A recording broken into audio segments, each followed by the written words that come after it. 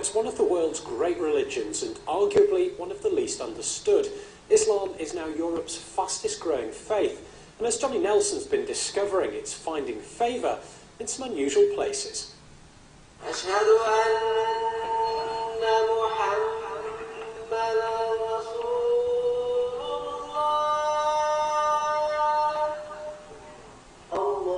It's Friday prayers. For Muslims, it's the biggest day of the week. And amongst the worshippers at this mosque in Leeds are a growing number of white men who've converted to Islam. Paul Martin became a Muslim 4 years ago. It's been a spiritual and physical journey that's challenged the very core of relationships with friends and family. This seems to be one of those very multicultural mosques that we find ourselves in. I think you'll find a lot of converts here, and I think they tend to find it quite easy to settle here because there are so many different types of people that you don't actually have to be a certain group. It's sort of open to everybody. And I think being white, nobody really puts white and Islam together. But I find here I could be the person I want to be. So, how are you? But Paul's not the only convert at a mosque today. Dotted amongst the worshippers, there's a handful of other white faces. What is it that's grabbed your attention to want to be Muslim? Is it one common denominator? Is it something in particular?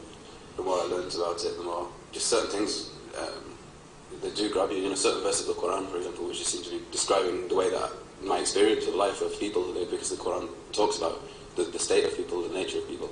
You know, I've no blood relation to any of these people in here, but it's almost as if, you know, they are your family, and if you ever needed anything, you could ring them, and in fact they'll be quite insulted if you didn't ask for their help. This year's census will reveal the true number of white converts at a time when the Muslim world's relationship with the West remains strained. Passengers have been talking about how they had to prevent a man from trying to blow up an American Airlines flight from Paris. From the shoe bomber Richard Reed to the conflict in the Middle East, Islam is a religion in the spotlight. Its relationship with the West is bound with suspicion, where the voices of moderation struggle to be heard.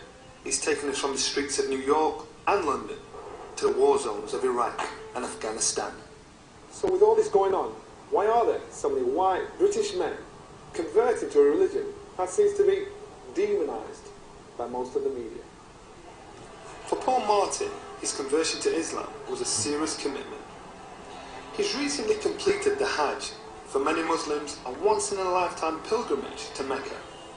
He may have been brought up a Catholic, but Paul now has a Muslim name, Suleiman, Arabic for man of peace. Not long after his return from Saudi Arabia, I've arranged to meet Paul at his home in North Leeds, and I'm keen to dig deeper about his life before Islam. Hello. Hi mate, you alright? Cute. What about the things you've given up? What about before this life? What about the, you know, most guys are out, going drinking or going out with their mates or have girlfriends or whatever? You know, what about all those things you've let go of? Do you not think about those? Or? I guess that's one of the hard things, because your social life, my social life, and their social life, there's quite a lot of conflicts there, because what they do, I'm not necessarily allowed to do. Would they know you're Muslim unless, if they didn't ask you? Would anybody know? Yeah, I mean, I'll never walk in and, you know, make a statement. First thing I say is that I'm a Muslim, but I think they just think I'm a teetotal vegetarian, because obviously wherever I go that's not halal, I'll just have the vegetarian food, and they know I don't drink, I know I don't smoke, so I just think, oh, this guy's boring.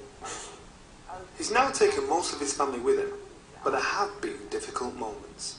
We was in a restaurant in Manchester, and Paul went out, and I just said to somebody there, "Where's he gone?" And she said, "He's gone to pray." I said, "Where?" She said, "Well, he'll have gone round the corner." I said, "In the street?" I was so upset. I thought it was just too dangerous for words for somebody on their own to kneel down and pray in a side street. And I was really worried then. I started to panic a bit, really. For those who studied the rise of the white male Muslim convert, dealing with family relations is only part of the picture. Some people do think that Muslim converts are MI5 spies and are just pretending with their religion conversion. Or maybe not even as dramatic as that. Some people just think that they're only converting because they've met somebody who they fell in love with or they want to have a relationship with. So some people can discredit a conversion on those grounds and say, well, you're only a Muslim because you want to be with so-and-so or you want to be married to so-and-so. So Muslim converts really have to prove their sincerity and their devotion to Islam before they are easily accepted by some Muslims. We might be living in challenging times, but the conversion of white people to Islam is actually nothing new. William Abdullah Quilliam set up Britain's first mosque more than 100 years ago in Liverpool. There was a fresh wave of converts in the 50s and 60s when British women married immigrants from Pakistan, and in the 70s a post-hippie generation embraced Islam and the mystic religions of the East. But when Abdullah Hamza was growing up, white converts were few and far between. Brought up in a working class family in Bradford, until the age of 17, everyone knew him as Julian. Oh, nice to meet you. How you doing? Nice to meet you. Afternoon prayers. Afternoon prayers. How often do you do outside? As often as I can. Sometimes, you know, if I'm travelling and I'm getting off the train and it's prayer time, I'll pray outside the train station. You know, but I like to, it's nice to just be in the fresh air and pray, you know, it's something I've always liked. And I love praying in the snow.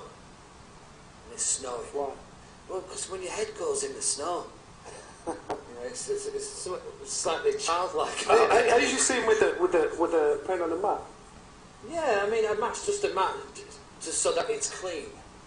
I mean, this is clean because it's just earth and rock and mud. So it's classed as clean in Islam. Now a successful musician, he remembers his own conversion and the difficult times he's had. I said to my mother, I said, look, I've been thinking about it, I want to become Muslim now.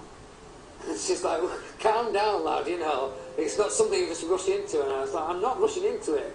I've been thinking about it a long time, this is what I want to do. He's been a Muslim for the past 20 years, but prejudice hasn't been too far away. I've been accused of betraying my race, you know, and my culture, and you know, and being called a terrorist and all that type of stuff. You know, the usual stuff, really, even to the point of being called a white packet. But the hardest times have come from within the religion that Abdullah has embraced. In my experience, I've had more prejudice, more problems from Muslims than non-Muslims.